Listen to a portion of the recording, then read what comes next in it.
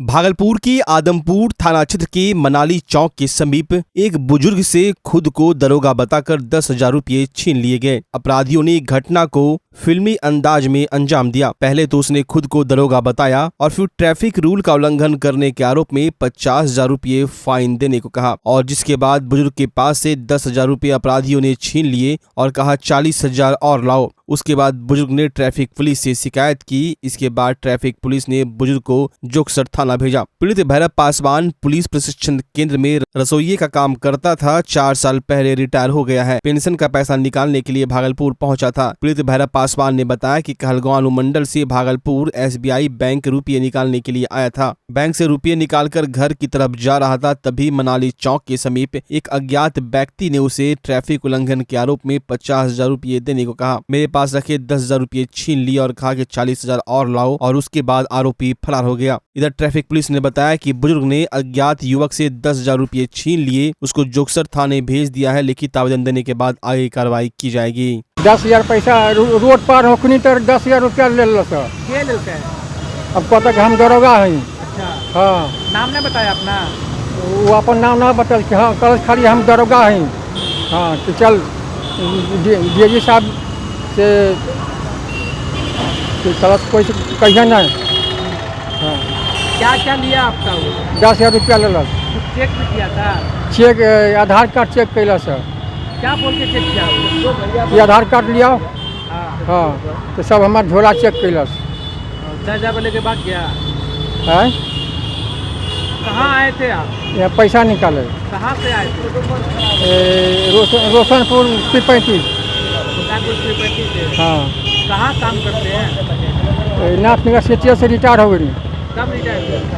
4 साल हो गए। क्या नाम हुआ आपका? भैरव पासवान। क्या करते थे वहाँ?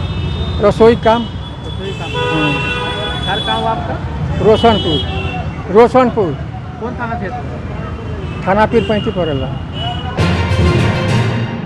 केंद्रीय राज्य मंत्री अश्विनी कुमार चौबे के भागलपुर पहुंचते ही भाजपा के कार्यकर्ताओं ने उनका जमकर स्वागत किया, जिसके बाद अश्विनी चौबे ने प्रेस वार्ता करते हुए जमकर बिहार सरकार पर निशाना साधते हुए खरी खोटी सुनाई। उन्होंने बिहार सरकार को गूंगी सरकार और लंगड़ी सरकार कहा। चौबे ने कहा कि एक तरफ बिहार में जहरीली शराब पीने से सीतामढ़ी में कई लोगों की मौत हो गई, वहीं लखीसराय में खुलेआम अपराधियों ने कई लोगों को गोली मारकर मौत के घाट उतार दिया। कुल मिलाकर उन्होंने बिहार सरकार को गूंगी, बहरी और लंगड़ी सरकार कहा। उन्होंने कहा नीतीश कुमार की टीम से अब बिहार नहीं संभल रहा, उन्हें गद्दी छोड़ देनी चाहिए। साथ उन्होंने कहा कि उनकी वाणी काफी अभद्र हो गई है, जिसके चलते जनता उन्हें इस आगामी 2024 के चुनाव में गद्दी से उखाड़ फेंकेगी।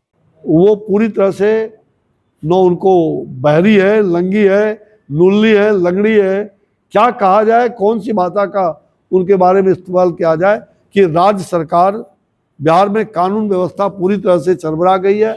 पैरालिसिस हो गया है बिहार सरकार को, पैरालिसिस के शिकार हो गए। उतना ही नहीं, 990 की उस भयावह स्थिति में बिहार फिर से पहुंच गया है। ये दोनों जो कांग्रेस और राजद के गोद में बैठ करके ये पलटू कुमार जी बार बार पलट रहे हैं, और उधर सल्टू राम, उधर उल्टू राम, इधर पलटू राम। पलटू राम, उल्टू राम और सल्टू राम में बिहार फंस गया है।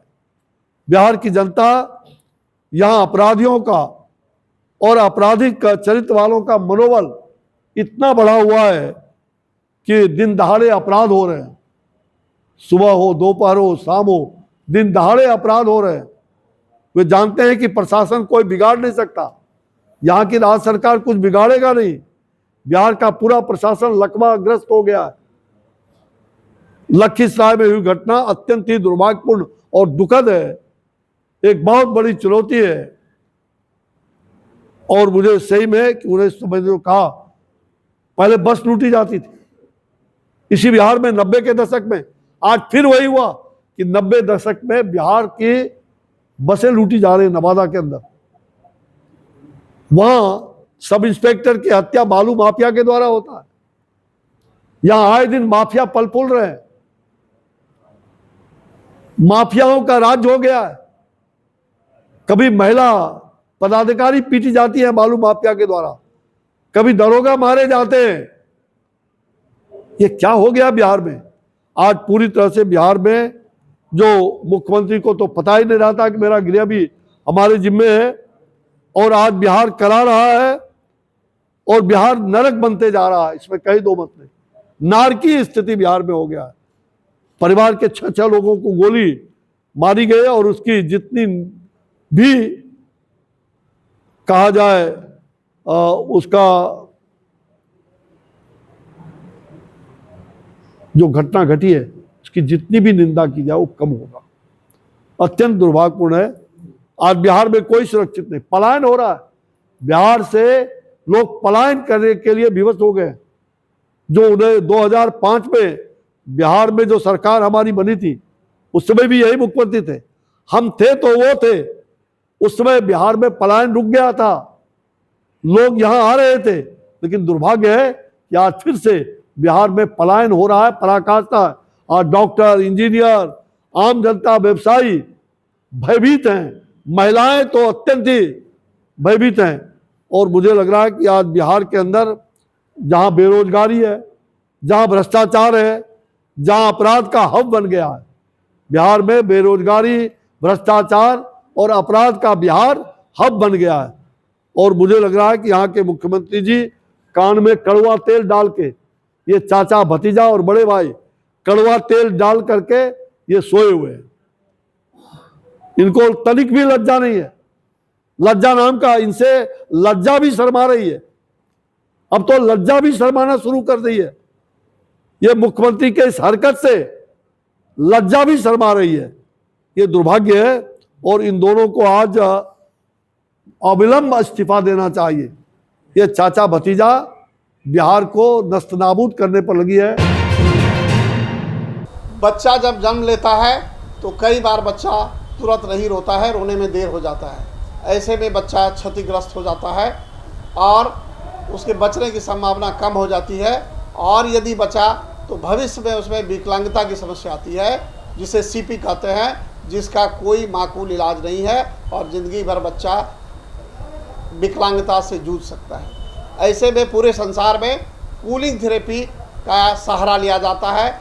जन्म से ठीक 6 घंटा के अंदर यदि उसको कूलिंग थेरेपी दिया जाए तो उससे उसका सीपी की समस्या कम होती है और बचने की भी संभावना बढ़ती है। पहली बार बिहार झारखंड में आपके शहर के स्नेह नवजात शिशु बाल सेवा केंद्र में यह मशीन उपलब्ध है।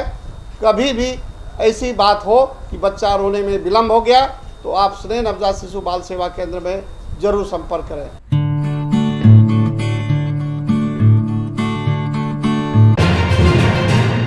गोड्डा जिला अंतर्गत बेलहर संग्रामपुर के हनवारा गांव से एक दिल दहला देने वाली घटना सामने आई है। नवादा के रहने वाले 25 वर्षीय कृष्ण कुमार की मौत नशीली पदार्थ पीने से हो गई। परिजन इसे जहरीली शराब से मौत की बात कहते दिख रहे हैं। वहीं टोटो चालक 2 दोस्त टोटो से कहीं घूमने गए थे, जिसमें एक कृष्ण कुमार भी था। दूसरे दिन जब उसे दोस्त ने घर पहुंचाया तो उसकी स्थिति काफी नाजुक थी, शरीर पूरा ठंडा पड़ा हुआ था। जब परिजनों से इलाज के लिए माया अस्पताल लाया तो चिकित्सकों ने मृत घोषित कर दिया। अब परिजनों का कहना है कि पैसे की लेन देन और गाड़ी लगाने को लेकर दोनों दोस्त में कुछ दिन पहले विवाद हुआ था। अब कैसे क्या कुछ हुआ समझ नहीं आ रहा, लेकिन उसके दोस्त ने मेरे भाई को नशीला पदार्थ खिलाकर मार डाला है। वहीं सबको पुलिस अपने कब्जे में लेकर पोस्टमार्टम के लिए भेज दी है। परिजनों का रो रो कर बुरा हाल है। दोनों ड्राइवर था, दोस्ती था 5-6 साल से। वो ले गया, बेलर संग्रामपुर है, थाना हनवारा पड़ता है और जिला गोड्डा पड़ता है। वो ले गया कि चलो मेला वाला देखने या शादी उदी का, ऐसा कहीं कोई बात था। वो सर ले गया 2 बजे दिन में और माँ को बोला कि मंगलवार को हम 10 बजे दिन में पहुंचा देंगे। तो कल जब हम लोग तो मंगलवार को 10 बजे दिन में नहीं लेके 10 बजे रात में पहुंचाया। तो हाथ गोड़ तो ठंडा था, तो हमको लगा कि पहले इसका उपचार होना चाहिए। तो हम लोग मायागंज लेके आए। तो मायागंज जब लेके आए तो डॉक्टर तुरंत बोल दिया तो डेट कर गया। ECG भी क्या तो बोला क्लियर था। तो उसका इसी अनुमान से लगता है इसका सर वहीं मार दिया है रास्ते में कहीं। कैसे मारा? जहरीला पदार्थ ही देके सर मारा गया इसको। क्या? कुछ सर नशीली पदार्थ खिला के या दारू में कुछ जहर मिला के या कोई टैबलेट मिला के सुई दे के कैसे सर मारा है? हाँ, वो बोला कि दारू पिलाए थे, वो भी लड़का पिया था। कि ये मेरा भाई का मुंह नहीं महक रहा था, कि ड्राइवर का मुंह महक रहा था। रात में दारू पिया था? अब वो बोला सर पिया है। क्या लगता है आपको? हमको सर लग रहा है वही नशीली पदार्थ खिला के। कारण क्या है मारने का? अब सर कारण हम क्या जानेंगे सर। कारण विवाद होगा। विवाद सर जहाँ गाड़ी लगाता था उससे कुछ विवाद हुआ था। किस चीज को लेकर? जैसे कि हम दिन भर गाड़ी चलाए और मेरा 10 रुपया, आपका जितना चार्ज बनता है तो 10 रुपया कम है, तो हम बोले भाई आपको कल दे देंगे, इसी में उसका गट्टा पकड़ लिया, ये भी गट्टा पकड़ लिया। तो इसी विवाद के चलते और जो मारा वो भी टोटो वहीं लगाता था। हो सके से उसी के संदेश से वो लोग कुछ अपना मिली भगत हो गया होगा सर। अब जाने के समय भी अटेंड हो गया होगा वो लोग।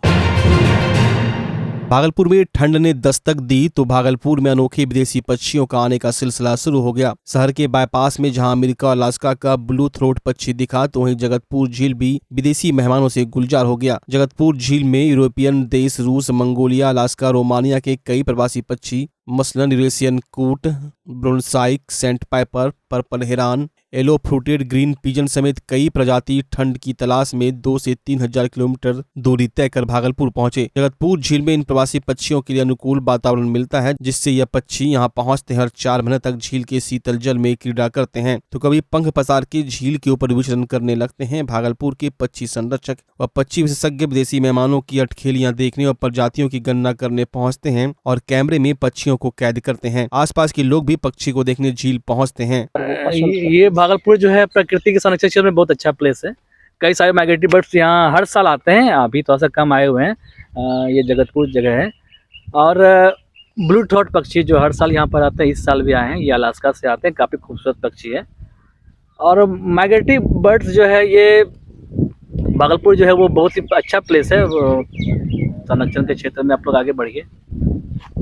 वातावरण मिलता है पक्षी, वातावरण यहाँ बहुत ही अनुकूल है, लेकिन थोड़ा सा समस्या यहाँ ये है कि जिस तरह से विकास यहाँ पे हो रहा है, देखिए अगर रोड वगैरह बन रहा है तो इससे कि शोर वगैरह होता है, ध्वनि प्रदूषण होता है, तो पक्षियों को थोड़ा सा प्रॉब्लम हो रही है, जिसका रिजल्ट अभी दिख रहा है। अभी माइग्रेटरी बर्ड्स आ जाना चाहिए था काफ़ी संख्या में, लेकिन वही 5-6 की संख्या में भी दिख रहे हैं। हम लोग जगतपुर में अभी हैं और जगतपुर जो है ना, यहाँ पे एक से एक सुंदर से सुंदर पक्षी यहाँ पे आता है। हर 4 महीने यहाँ पे पक्षी का एक तरह से मेला लग जाता है और इतने सुंदर सुंदर पक्षी यहाँ पे हैं कि यहाँ पे हम लोग चाहते हैं पूरे भारत से लोग आए और यहाँ पे पक्षी को देखे। यहाँ पे देखिए कितना सुंदर सुंदर वातावरण है और एकदम पर्यटन स्थल, जबरदस्त पर्यटन स्थल। बिहार की ये धरती है, भागलपुर जिला की, और भागलपुर जिला में यह है जगतपुर, और यहाँ हर साल एक से एक पक्षी आती है जो पूरे हिंदुस्तान में आपको कहीं देखने नहीं मिलेगा। ये जगतपुर की धरती पे आपको देखने मिलेगा। तो हम आह्वान करना चाहेंगे पूरे हिंदुस्तान से, ये बिहार की धरती में आके यह पर्यटन स्थल का एक बार जरूर आनंद लें और जो पक्षी यहाँ आपको मिलेगा ना, उसको देख के मन मुग्ध हो जाए। टोटल पिछले बार AWC में जब सर्वे किए थे तो 65 प्रजाति यहाँ पे काउंट हुआ था। तो इस बार अभी जो सर्वे किए तो अभी 28 प्रजाति ऑब्जर्व हुआ। तो इसमें ऑस्प्रे दिखा, उसके बाद यूरेशियन कूट दिखा और ब्राउन स्ट्राइक दिखा, ये टाइगर फ्लाई कैचर, ये सब प्रजाति अभी प्रवासी पक्षी यहाँ पे दिखे हैं। कहाँ से? ये यूरेशियन कंट्री से आते हैं, सभी वेस्टर्न कंट्री से आते हैं सभी पक्षियाँ। और ये प्रवासी पक्षियों के लिए बहुत अच्छा झील है यहाँ पे, लेकिन थोड़ी सी यहाँ पे देख रेख की कमी है, जो कि इस बार जलकुंभी काफ़ी बढ़ गया है, पक्षी को प्रवास करने में दिक्कत हो रही है। ये बात मौसम यहाँ पे उनके अनुकूल है? मौसम उनके लिए काफ़ी अनुकूल है। यहाँ पे प्रवासी पक्षियों को कोई डिस्टर्ब यहाँ पे नहीं होता है। वो 1000 किलोमीटर। जिला के सनहौला प्रखंड प्रमुख अनिल पासवान का मंच पर बाल-बालाओं के साथ डांस करते हुए वीडियो सोशल मीडिया पर तेजी से वायरल हो रहा है। यह चर्चा का विषय बना हुआ है। बताया जा रहा है कि यह वीडियो छठ पूजा के दौरान क्षेत्र के धुआबे गांव में आयोजित रात्रि जागरण व ऑर्केस्ट्रा कार्यक्रम का है, जहां सनहौला प्रखंड प्रमुख अनिल पासवान मंच पर डांस कर रहे हैं और ठुमका लगाते दिख रहे हैं। वीडियो में प्रमुख कई तरह के स्टेप से भोजपुरी गाने का डांस करते दिख रहे हैं। हालांकि इस वीडियो क्लिप की हमारा चैनल पुष्टि नहीं करता। यह वीडियो क्षेत्र में चर्चा का विषय बना हुआ है। इस संबंध में प्रखंड प्रमुख अनिल पासवान ने बताया कि धुआबे गांव में जागरण ऑर्केस्ट्रा कार्यक्रम था। लोग मनोरंजन कर रहे थे, हम भी मनोरंजन कर रहे थे। अभी हम बुजुर्ग नहीं हैं, यंग है। नाच गाना हो रहा था तो थोड़ा नाच ही गए तो क्या दिक्कत हो गया। MP MLA भी नाचते हैं, इसमें क्या दिक्कत है। Fair price dealer association Bhagalpur जिला इकाई द्वारा अपनी 8 सूत्री मांगों को लेकर समीक्षात्मक बैठक की गई, जिसमें जितने भी फेयर प्राइस डीलर एसोसिएशन के डीलर थे उन्होंने अपने मानदेय को लेकर काफी हल्ला बोल प्रदर्शन किया। उन्होंने कहा कि अन्य राज्यों के जन विक्रेताओं को मानदेय सुनिश्चित किया गया है, लेकिन बिहार में ऐसा कुछ नहीं है, जिसके चलते हम लोग 1 दिसंबर से सरकार के उदासीन रवैये के कारण अनिश्चितकालीन हड़ताल पर जाएंगे, ना अनाज लेंगे और ना ही ग्राहकों को अनाज देंगे। जब तक हम लोगों की मांगे पूरी नहीं हो जाती तब तक हम लोग अनवरत अनिश्चितकालीन हड़ताल पर रहेंगे। कार्यक्रम के दौरान सभी प्रखंडों के जन वितरण प्रणाली के डीलर आज Bhagalpur fair price dealer association के जिला कार्यकारिणी की बैठक है। आज हम लोग 1 दिसंबर से सरकार के वर्तमान नीति के कारण 1 दिसंबर से अनिश्चितकालीन हड़ताल पर जा रहे हैं। भागलपुर जिला के सभी विक्रेता सहित बिहार के 55,000 विक्रेता 1 दिसंबर से अनिश्चितकालीन हड़ताल पर रहेंगे। इस बीच में ना वो उठाव करेंगे अनाज का, ना ही वितरण करेंगे, चूँकि हमारा जो मुख्य मांग है कि हम विक्रेताओं को मानदेय मिलना चाहिए, इस पर सरकार कुछ विचार नहीं कर रही है। इसलिए हमारे Bihar fair price dealer association के प्रांतीय महामंत्री वरुण बाबू के आह्वान पर हम लोग बिहार के 55,000 और भागलपुर के लगभग 1500 विक्रेता 1 तारीख से हड़ताल पर जा रहे हैं और उस हड़ताल को सफल बनाने के लिए आज जिला में हम लोग अपने 16 प्रखंड के प्रखंड अध्यक्ष के साथ समीक्षा बैठक कर रहे हैं